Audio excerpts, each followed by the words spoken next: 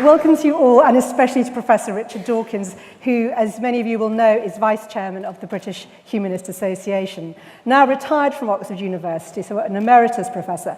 He was its Professor for Public Understanding of Science for 13 years till 2008, and his work as an evolutionary biologist here has engaged a global and, crucially, a general public with such best-selling books as The Selfish Gene and The Blind Watchmaker. As the man who popularized the concept of the meme, his often controversial interactions on social media, notably Twitter, and the memes that have resulted from some of his pronouncements have been interesting to watch too, and I'm sure we'll talk about them a bit. His book, The God Delusion, has sold more than 2 million copies and been translated into 31 languages, and it has been a prominent part of his campaigning. It's been directly linked to a significant rise in the number of self-declared atheists in the United States, where the Richard Dawkins Foundation campaigns particularly actively against religion in public life and in politics. And Professor Dawkins' book, The Magic of Reality, aimed at children, is part of his focused campaigning against religious schooling, which he regards as child abuse. And Professor Dawkins' public debates with religious leaders, such as the former Chief Rabbi of England and Wales, about the existence of God, illustrate his commitment to promoting atheism and taking on those debates publicly.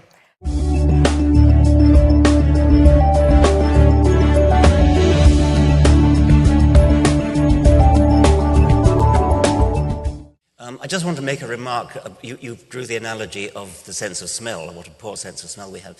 It's a fascinating fact that although dogs, for example, have a much better sense of smell than we have, as you mentioned. That's what I say, sense of smell. That's what I should. Not that dogs smell better. Yeah. But they have a better sense of smell. Yes. Thank you for that. But we have the genes that would once enabled our ancestors to have as good a sense of smell as dogs. But the genes have mostly been turned off. And so we have vestiges, we have historical relics of those genes. And it's like your hard disk on your computer that's cluttered up with remains of old chapters you've written here and there and things that have now been cut off. Those genes have been turned off, but they're still there. Isn't that the premise of X-Men? I don't know. They're human, but they have a genetically different genes are turned on and off within them, giving them special powers. So are you suggesting the day might arise where we go inside the human genome and flick the dip switches on and off and we come out as Superman? Put it this way, it's not as unlikely as it might have appeared before we realized that we do have those genes still. You don't have to import the genes from dogs, although the technology of this coming century may enable that to happen. I'd still rather it be the dog that sniffs the bomb than me. Yes. Well, we'll probably have robots to do this sniffing. So, what about this point about the difficulty of maybe I chose a too easy an example. The brain. How is it that the human brain, which evolved to do really rather mundane things, to not get eaten by lions, yeah. To not get eaten by lions in the Pleistocene of Africa, because as you'll learn this evening, we are all Africans. We all come from Africa, and our brains were shaped by natural selection on the African plains to do things that involve objects like this. I mean, medium-sized objects. Macroscopic objects that don't move anywhere near the speed of light. It's a tremendous tribute to our species that we are capable, at least some of us are capable, of understanding things that don't belong on that ordinary macroscopic, slow-moving scale. You are especially active in the USA with the Foundation for Reason and Science. Is America, in a way, your priority? And should it be a priority for humanism, do you think?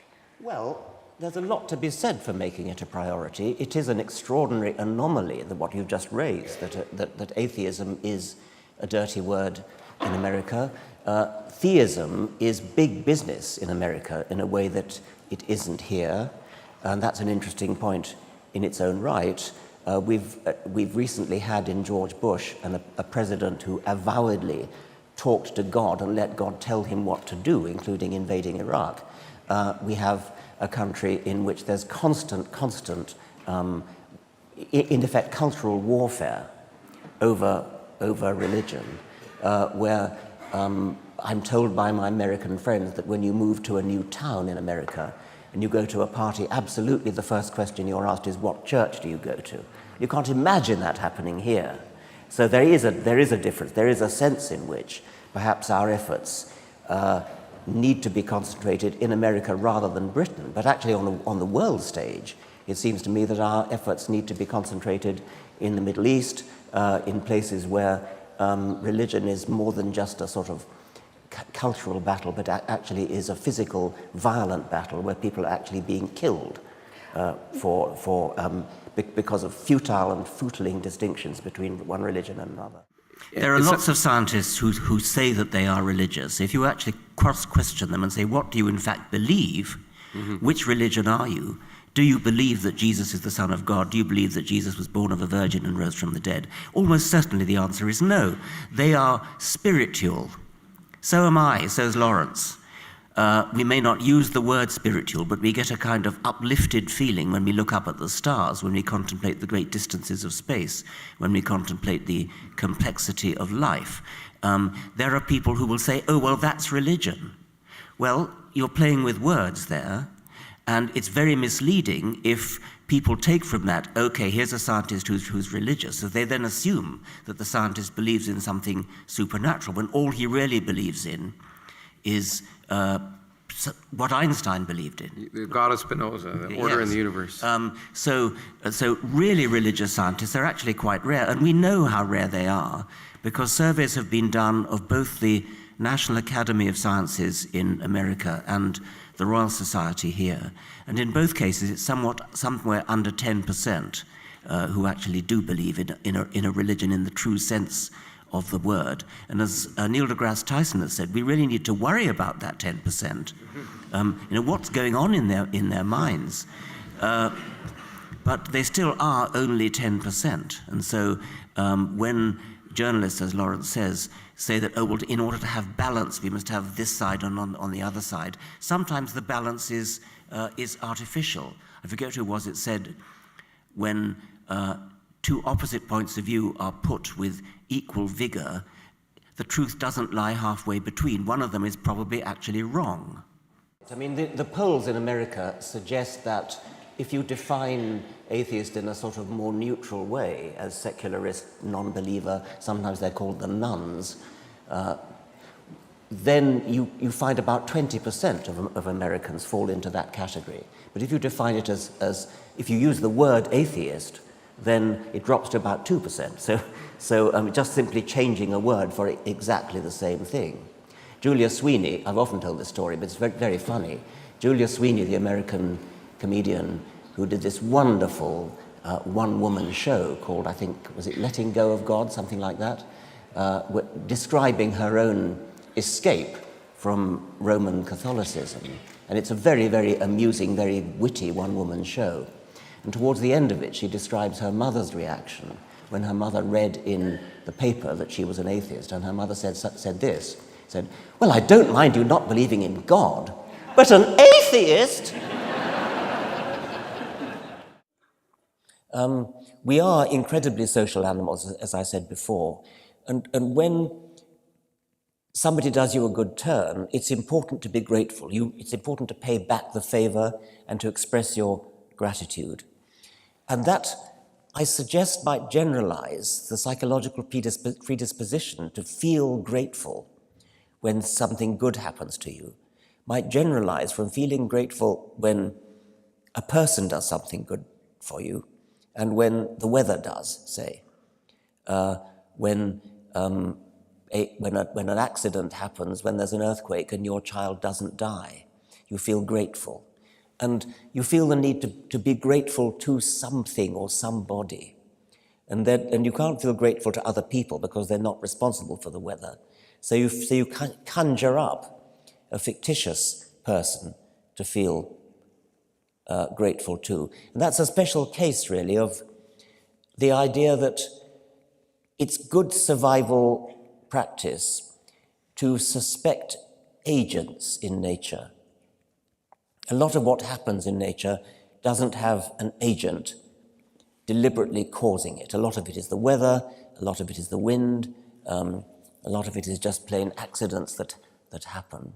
But when there are agents around, and where those agents might be lions or leopards or crocodiles who might be lurking in wait for you, or might be stalking you, then it's important for your survival to attribute agency to things, and that may generalize even to places where there's no agency. And I've often used the example of a rustling in the long grass, which could be the wind, is actually most likely to be the wind, but which could be a lion.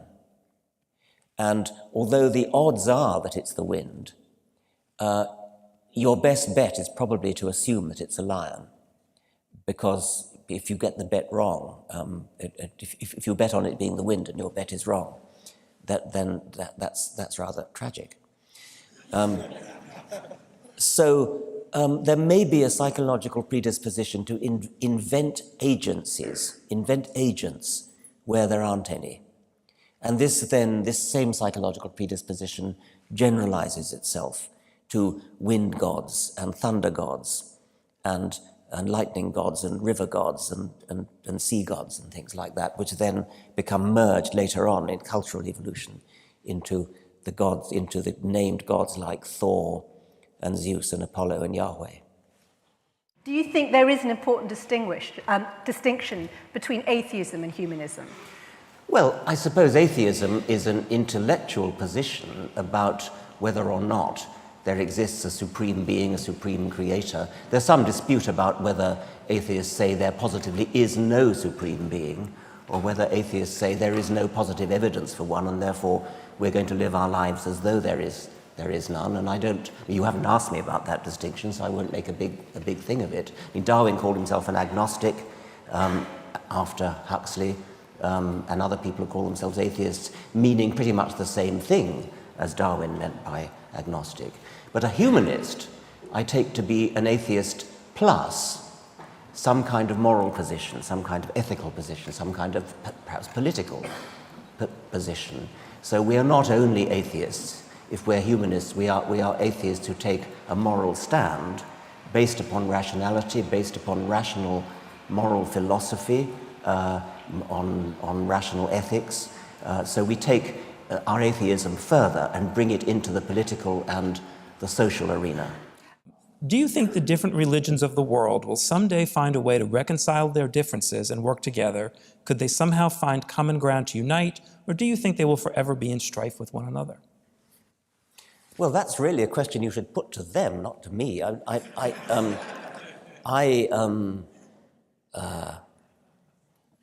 mean, I really have no time for any of them, apart from as historical interest.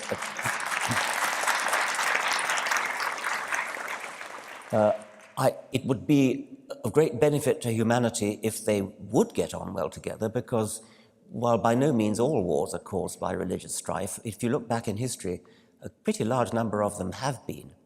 And fighting over whose imaginary friend is better than whose imaginary friend is a pretty silly reason to go to war.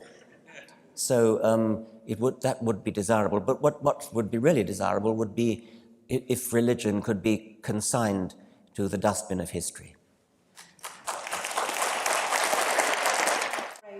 Which you presented as a kind of, I think, a provocation. And if I can just read it. Absolutely not. I did not present it as a exactly. provocation. Let me just read it, because there was another one that was similar. Date rape is bad. Stranger rape at knife point is worse. If you think that's an endorsement of date rape, go away and learn how to think. And then you did a very similar one on violent versus mild paedophilia. Now, you know how people have felt about that. Do you regret anything about bothering to do those as tweets? As you said yourself, it's not an ideal medium for setting off complex arguments. I don't regret it as much as you want me to say I regret it. No, I don't want you to say anything. Anyhow, I was just wondering, with your experience, if you've ever found a good way to hit the fruitcakes upside the head with some rational thinking and actually get them to pay attention. It would be nice to say that all we need to do is to expose them to scientific evidence. And that's certainly a very important part of it, is what Neil and I are both trying to do. Unfortunately, there's a certain amount of evidence that there's a certain kind of mind which is so dyed-in-the-wool, wedded to a scriptural version of the world that they more or less admit in advance that no matter what evidence comes, they will refuse to budge. I mean, a good example, my favorite example of this is the geologist Kurt Wise, who is a young Earth creationist, but who knows very well all the evidence for an old Earth from geology. And he has actually said in these very words, I think I quote him approximately right, if all the evidence in the universe pointed to an old Earth, I would be the first to recognize the evidence, but I would still be a young Earth creationist because that is what Holy Scripture tells me. Somebody who is actually prepared to come out and say that, and at least he's honest, somebody who actually comes out and says that is pretty much advertising himself as beyond reason. He's absented himself from the rational discussion which the rest of us are having by announcing in advance that Scripture is going to take precedence over evidence. And here's a man who knows the evidence. He has a PhD from Harvard in geology. He knows the evidence, and yet he's announced in advance. So there are certain people who are unreachable, but my hope is that the vast majority of people are eminently reachable and just simply haven't been exposed to the evidence which is plentiful and wonderful.